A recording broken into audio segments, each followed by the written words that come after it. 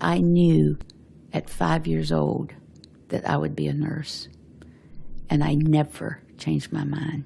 So I feel like my nursing actually was a God calling. And in fact, I guess I've put my own little life label on it, and I call it more than a job.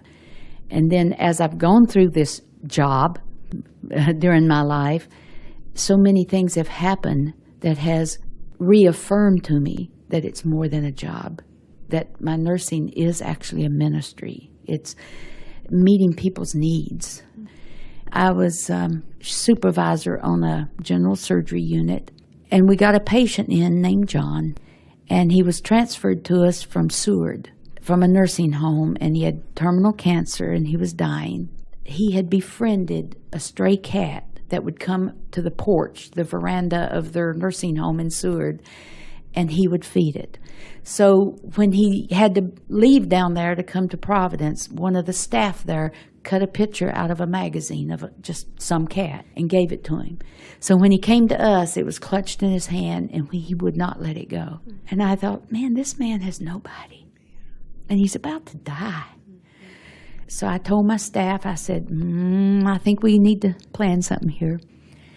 I said, John needs a cat before he dies. I knew I couldn't bring my cat in. She was big and elderly. But my neighbor had a little kitten, wild little kitten. But yet it was small enough I could sneak it in, I think. And so I got here and went on in the room, and several of my coworkers went in the room with me. And I said, John, I brought you a visitor. And he looked around, and he didn't see anybody other than the staff. He said, well, who? I don't see anybody. And I said, here. And I pulled the kitten out of my satchel and set it on his abdomen. And again, I'm praying, Lord, please don't let it get wild.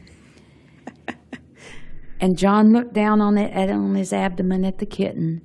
I can see it to this day, and we're talking 30-plus years ago.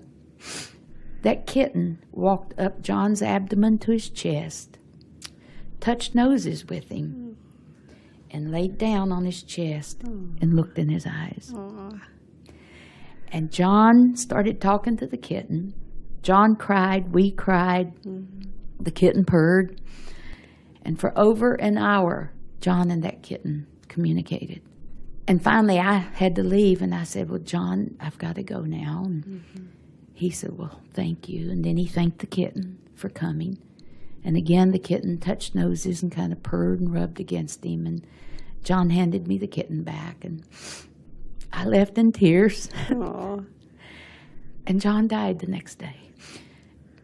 And I look back on that, and I think, my God, all the nursing care in the world wouldn't have done for him what that 1 hour with a kitten sneaked into the hospital did. And again, that just made me see even more. That's what it's about.